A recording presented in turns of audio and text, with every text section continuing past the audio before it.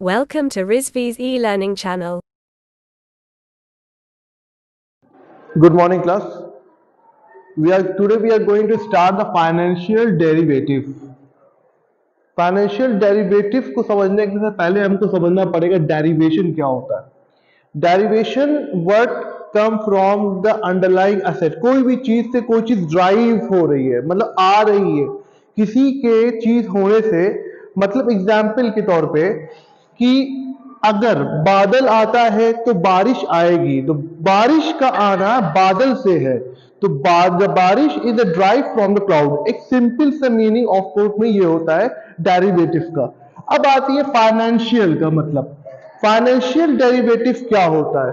Financial का मतलब होता है allocation and application of source of fund. Allocation, कहां से पैसा लाया जाए, कहां उसको लगाया जाए, दैट इज द फाइनेंस. तो फाइनेंस का डेरिवेशन कैसे होता है? सबसे पहली चीज समझना पड़ेगा वही है. इसमें क्या होता है? The financial derivative is agreement. दो पार्टी है, मान लो जैसे मिस्टर एक्स है एंड ये है मिस्टर वाई है. द फाइनेंशियल डेरिवेटिव क्या? इन दोनों बीच में, इनके बीच में द एग्रीमेंट, कोई भी तरह का एग्रीमेंट होता है या कॉन्ट्रैक्ट होता है. सेक्शन 2H एज यूजुअल हम जानते ही हैं. तो financial derivative is the agreement और a contract between the two parties. किसको लेके कॉन्ट्रैक्ट होता है? Which is drive from underlying assets, which is drive from underlying assets. अब बात आती है कि अंडरलाइंग असेट्स क्या होता है, और फाइनेंशियल डेरिवेटिव में कॉन्ट्रैक्ट अंडरलाइंग असेट को ड्राइव करके किया जाता है. सर इसका मतलब समझ में नहीं आ रहा है, कैसे होगा? इसको एग्जाम्पल समझते हैं एक बार. जैसे कि एक मिस्टर ए है, इनके पास एक प्रॉपर्टी है. क्या है? एक प्रॉपर्टी है. मान लो ये एक लैंड है, ठीक. और दूसरे साइड मिस्टर बी है, जिनको ये प्रॉपर्टी पसंद आ गई. ये इनको पसंद आ रही है प्रॉपर्टी, ये है एक सब्जेक्ट. अब इनको लग रहा है, they predict, they assumed that the value, जो असेट, इसकी कोई ना कोई वैल्यू आज के वक्त में होगी. इस चीज की आज के वक्त में कोई वैल्यू होगी. सपोज कि इसकी वैल्यू 1 करोड़ रुपए है, और ये बंदे को ये लग रहा है, मिस्टर बी को ये लग रहा है कि आने वाले 6 मंथ, आफ्टर 6 मंथ, इसकी वैल्यू 1.5 CR हो जाएगी. अभी कितनी है? 1 करोड़. आने वाले वक्त में कितनी हो जाएगी? 1.5 करोड़. अब इसको ये लग रहा है कि हो जाएगा फ्यूचर में. अब मिस्टर बी किसके पास आते हैं? मिस्टर ए के पास. किसके पास आ गए? मिस्टर ए के पास आ गए और बोले भाई मुझे ये प्रॉपर्टी बेच दो, I want to buy your property. उन्होंने कहा ठीक है, ओके, मैं आपको प्रॉपर्टी बेच देता हूं, पैसा 1 करोड़ रुपए दे दो और ले जाओ. तो इन्होंने कहा नहीं नहीं भाई, मैं अभी, मेरे पास पैसे नहीं है, मैं तुम्हें पैसे 6 महीने बाद दूंगा. कितने महीने बाद दूंगा? 6 महीने बाद दूंगा. लेकिन बट कंडीशन दैट मैं तुमको 1.20 CR दूंगा. तुम प्रॉपर्टी अभी मुझे दो, लेकिन पैसा मैं तुम्हें कब दूंगा? 6 महीने बाद 1.2 CR. मतलब अब ये बंदा सोच में पड़ गया कि आने वाले वक्त में हो सकता हो 6 महीने बाद इसकी वैल्यू 80 लाख हो जाए, कम हो जाए. और इसको लग रहा है कि आने वाले वक्त में इसकी वैल्यू 1.5 लाख हो जाएगी, 1.5 करोड़ हो जाएगी. अब फाइनेंशियल डेरिवेटिव एक तरफ डर है, दूसरी तरफ लालच है, ठीक है। अब यहां पे इसको लग रहा है कि भाई 6 महीने के बाद इसकी वैल्यू कितनी हो जाएगी, सेलर को लग रहा है कि इसकी वैल्यू 80 लाख की हो जाएगी, और दूसरी तरफ इसको लग रहा है कि इसकी वैल्यू कितनी हो जाएगी, 1.5 करोड़ की। अब इनके बीच में एक एग्रीमेंट हुआ 1.2 करोड़ का। अब मान लो 6 महीने बाद इसकी वैल्यू हो जाती है, जैसे कि अब 6 मंथ एक टाइमलाइन बना रहे हैं, 1 महीने के बाद इसकी वैल्यू हो गई 1,30,00,000 की। 1,30,00,000 की जो वैल्यू हुई है, तो इसमें ये खुश हो गया कि यार हमने तो प्रॉफिट किया, कितना एग्रीमेंट किया 1,20,00,000 का, वैल्यू हो गई 1,30,00,000 की, ये खुश हो गए 10 का प्रॉफिट। फिर अगले महीने इसकी वैल्यू हो गई 1,60,00,000 की, अब ये और खुश हो गए।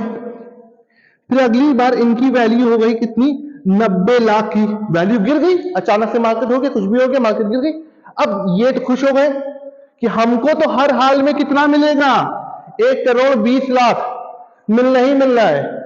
लेकिन आज हम मार्केट में अगर बेचने जाता ये बंदा, तो इसको कितना मिलता, 90, और ये बेचारे रोने लगे।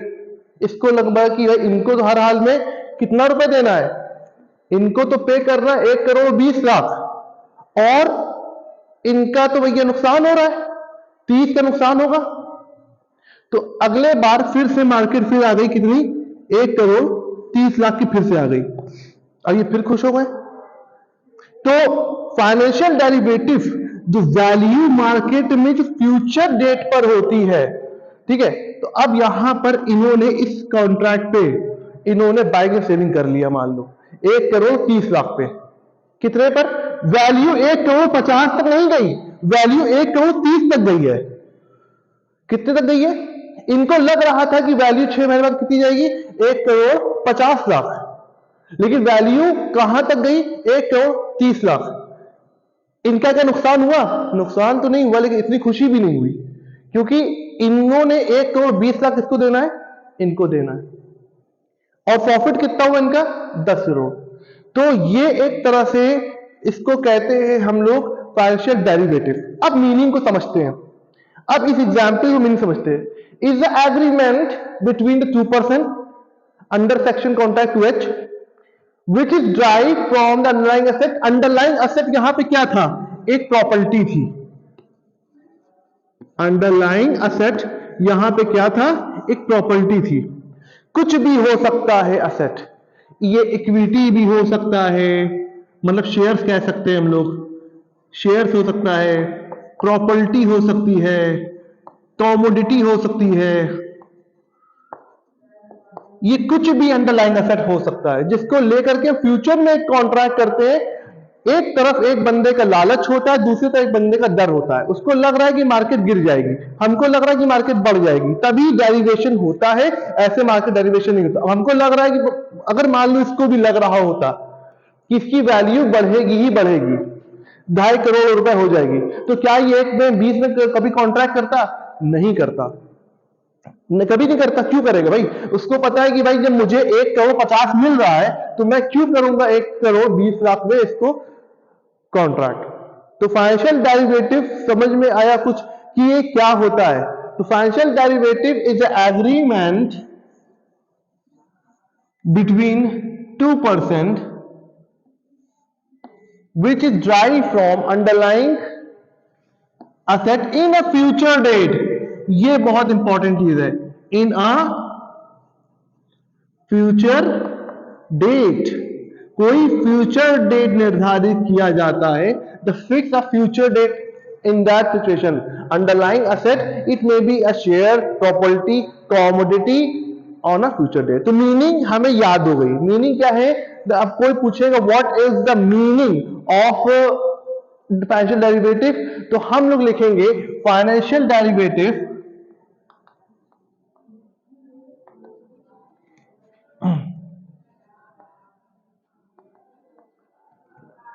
Financial derivation is a contract between two party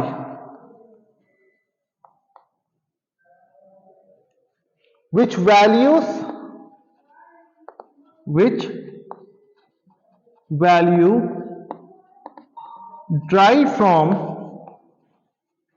underlying assets in a future date। ये इसकी मीनिंग ऑटोमेटिकली बन गई। Financial derivative is a contract between the two party which is derived from underlying assets at a future date। तो तीन keywords है, एक ही contract होता है जिसको एग्जीक्यूट करना ही करना है, दूसरी चीज ये एक अंडरलाइंग असेट्स पर होता है, तीसरी चीज ये फ्यूचर डेट पे होता है। ठीक है, तो ये तीन कंडीशंस हमारी क्या कहलाती है, फाइनेंशियल डेरिवेटिव का इंट्रोडक्शन कहलाती है। अगर देखो फाइनेंशियल डेरिवेटिव पढ़ना है वाकई तो इसके मीनिंग को बहुत ध्यान रखना पड़ेगा, नहीं तो वो तुम समझ नहीं पाओगे हो क्या रहा है, क्या ये किस बेस पर किया गया है। अगर ना समझ में आए तो फिर से मैं एक बार समझा रहा हूं कि दो पर्सन है, एक पर्सन का डर होता है और एक पर्सन का लालच होता है। फाइनेंशियल डेरिवेटिव शेयर्स में इसी तरह किया जाता है, कॉल ऑप्शन, पुल ऑप्शन। आपको प्रिडिक्ट लग रहा है कि मार्केट ऊपर जाएगा या आपको लग रहा है कि मार्केट नीचे जाएगा, तो ये ज्यादातर शेयर्स में होता है। प्रॉपर्टी का तो मैंने एग्जांपल दिया था समझाने के लिए, क्योंकि प्रॉपर्टी इज एप्रिशिएटिंग एसेट्स, तो ज्यादातर उसकी वैल्यू ऊपर ही जाएगी, नीचे नहीं जाती है। लेकिन हम इसकी जगह शेयर्स ले रहे हैं। देखिए अंडरलाइंग एसेट में प्रॉपर्टी हो सकता है। एक क्वेश्चन होता है कि सर क्या प्रॉपर्टी नहीं हो सकता, असेट में तो प्रॉपर्टी भी आती है, वो भी फिक्स एसेट आ सकता है। बिल्कुल हो सकता है, लेकिन उसके साथ ये भी होना चाहिए, एक का डर और एक का लालच। अगर किसी एक बंदे को लग रहा है कि इसकी वैल्यू गिर सकती है या बढ़ेगी नहीं, और दूसरे बंदे को यह लग रहा है कि इसकी वैल्यू बढ़ जाती है, तो फ्यूचर डेट पर एक कॉन्ट्रैक्ट करता है जिसमें इसको ये बोलता है कि भाई हो सकता हो कि तुम्हारी प्रॉपर्टी कल, तुम्हारे जो असेट्स है उसकी वैल्यू कम हो जाए, लिहाजा मुझसे मेरे साथ तुम एक कॉन्ट्रैक्ट कर लो कि मैं तुम्हें 1,20,00,000 रुपए दूंगा तुमको 6 महीने के बाद। ठीक है, चाहे मार्केट उसका कुछ भी हो, चाहे ऊपर हो या नीचे हो, मैं तुम्हें इतना रुपए दूंगा ही दूंगा। दूसरे बंदे को लग रहा है कि इसकी वैल्यू 1.5 करोड़ तक जाएगी, इसको डर लग रहा है कि इसकी वैल्यू हो सकता हो कि नीचे चली जाए। ठीक है, in that situation what will actually happen there, the one person have a greed and another person have a fear, the fear that the market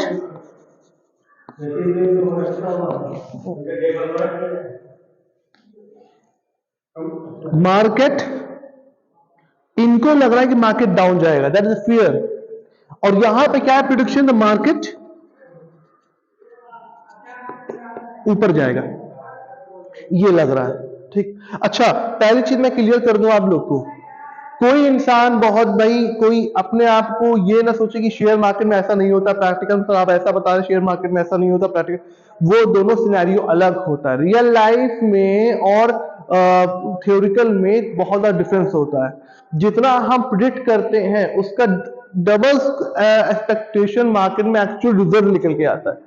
ये कैलकुलेशन आप जितना भी कर लो, financial derivative, call and option, put and option आप करते होगे, trading जो भी हो, ट्रेडिंग नहीं वो एक्चुअली गैम्बलिंग होता है, आप करते हो। लेकिन आप बोलो कि सर आपने जो कैलकुलेशन सिखाई, आगे कैलकुलेशन भी आएगी इसमें कोई दिक्कत नहीं है, जो कैलकुलेशन आपने सिखाई वो तो रियल लाइफ में अप्लाई नहीं होती है। नहीं होती है, लेकिन उसका सिर्फ 20% ही एप्लीकेबल होता है एंड 70% 80% आपका सिर्फ और सिर्फ तुक्का होता है। तो रियल लाइफ को थोड़ा सा कम इसमें वो करना, बस नॉलेज के लिए ये चीज जानना बहुत जरूरी है। ठीक है, तो मार्केट में एक तरफ फियर हो गया, ठीक है, दूसरी तरफ क्या है, ग्रीड हो गया। ठीक, अब ये दोनों चीज जब होती है तब फाइनेंशियल डेरिवेटिव ड्राइव होता है। एग्रीमेंट ड्राइव होता है फ्यूचर डेट पर एक पर्टिकुलर असेट को लेकर के पर्टिकुलर प्राइस पर। तो आपने ये समझ में आया कि मीनिंग क्या होती है, क्लियर है।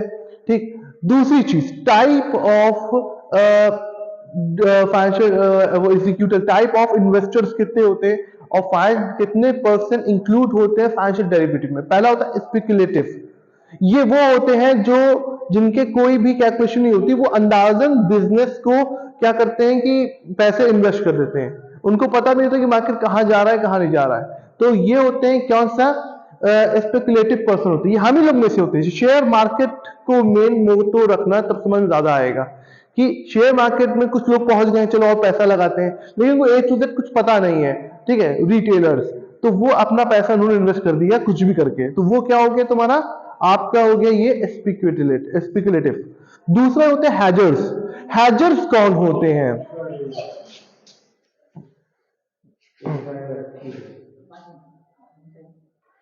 हैजर्स कौन होते हैं? हैजर्स वो होते हैं, इनकी मीनिंग, ये एक लंबा टॉपिक है, मैं आज आपको सिर्फ ये बताऊंगा हैजर्स मोटे मोटे होते कौन है।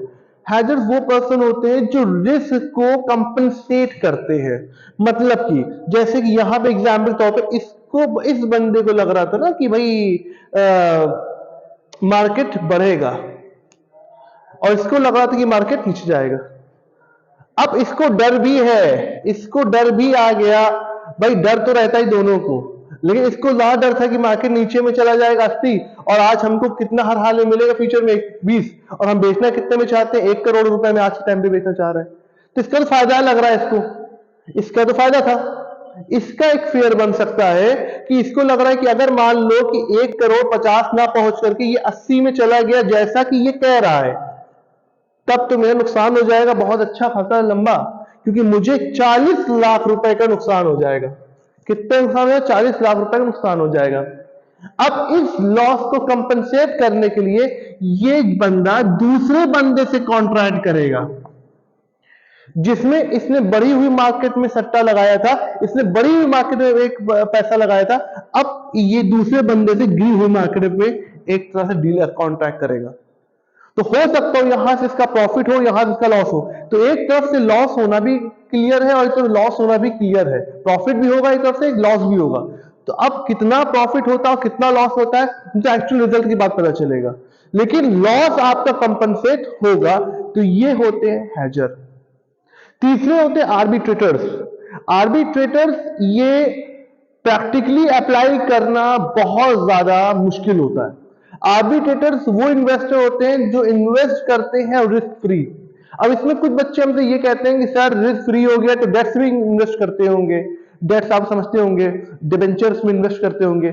नहीं, आर्बिट्रेटर्स भी इसी कॉल एंड ऑप्शन में ही इन्वेस्ट करते हैं, वो भी प्रेडिक्ट करते हैं, लेकिन वो बहुत लिमिटेड अमाउंट के लिए वो हैजिंग करते हैं।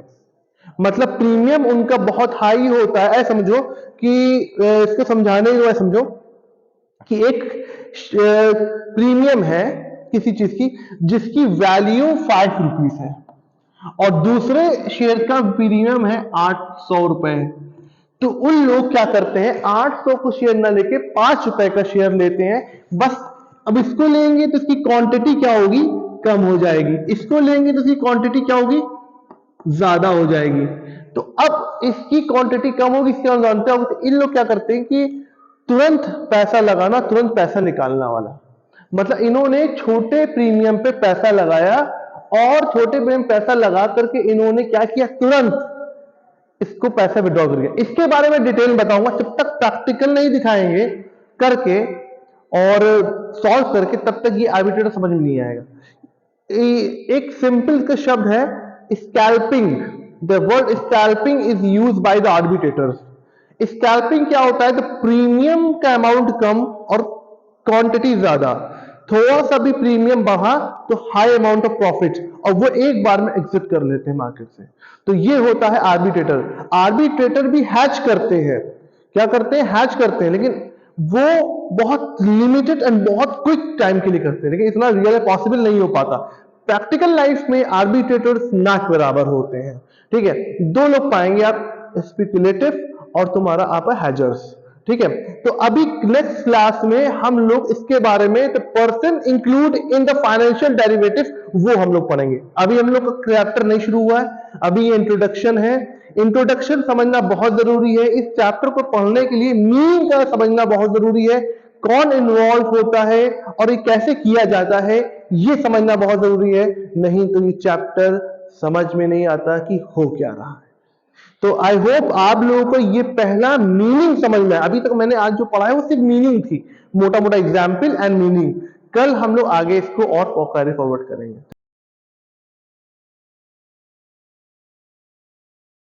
Thank you class.